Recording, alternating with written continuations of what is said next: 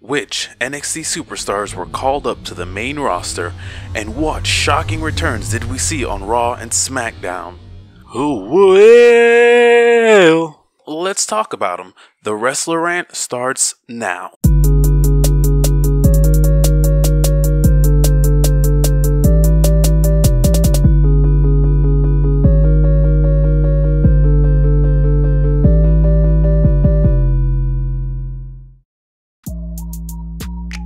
So out the gate, on Monday Night Raw, we saw the main roster debut of Ember Moon. Now, this technically isn't her first main roster debut.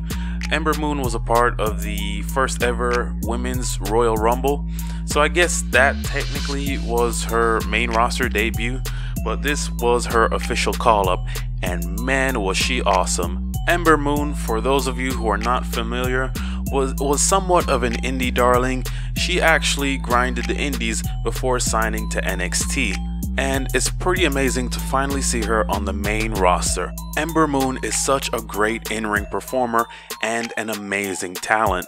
So she was introduced on Raw as Nia Jax's tag team partner, well, surprise tag team partner, to take on Alexa Bliss and Mickie James. Ember Moon looked awesome in her first match, and you could tell that Jonathan Coachman had never seen any of her previous work because he went nuts when she hit that Eclipse and pinned Alexa Bliss for her first victory on Monday Night Raw. This is great. Next up after that, we saw the main roster debut of No Way Jose. And really all he did was have this grand entrance and then squash some random jobber, and that was it. Which I gotta feel a little bad for No Way Jose, because he was never a standout on NXT. He never won the NXT Heavyweight Championship. He didn't really do much. He was always just a catchy entrance music and, you know, a fun little song and dance. It's clear that No Way Jose is pretty much gonna end up like Ty Dillinger. In addition, we saw the main roster debut of the Authors of Pain, and this was great on so many levels because the Raw tag team division is so far dead and buried, and hopefully they breathe some new life into the Raw tag division. So the Authors of Pain came out when Heath Slater and Rhino just arbitrarily declared that they were having an open challenge. I'm not sure why or what they were trying to prove by doing this, but yeah, I guess there was nothing on the line really. But the Authors of Pain answered the open challenge and quickly destroyed Heath Slater and Rhino. Now, what was odd is that the Authors of Pain left Paul Ellering standing as they walked up to the entrance ramp, seemingly to suggest that they're no longer going to have Paul Ellering as a manager, which kind of begs the question, then why bring him out? You know, I don't know. It was the whole thing was kind of weird. I gotta wonder though, because I'm not sure. Yeah, whatever. Fuck it. Yeah, just fuck it. So, if those three NXT call-ups weren't enough on Monday Night Raw, we saw the re-debut of Bobby Lashley.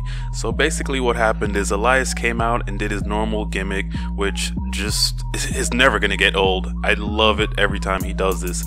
But Bobby Lashley made his shock return and interrupted Elias and absolutely destroyed him, and this was great. Bobby Lashley is back, and I'm absolutely salivating at the possibility of Bobby Lashley versus Brock Lesnar for the Universal title. That would be so great, and so much better than Roman versus Brock. But speaking of Roman, a returning Samoa Joe interrupted a Roman Reigns promo and pretty much just verbally destroyed Roman Reigns, which is what Samoa Joe does, and we love him for it. Crowd was hot for Samoa Joe, and this was just an amazing way to return and just throw Roman Reigns under the bus. And you gotta see Samoa Joe's side of the argument. I know he's supposed to be the heel, but he was making very credible points. I mean, Roman was being a whiny little bitch, so Samoa Joe was pretty much right, which is good.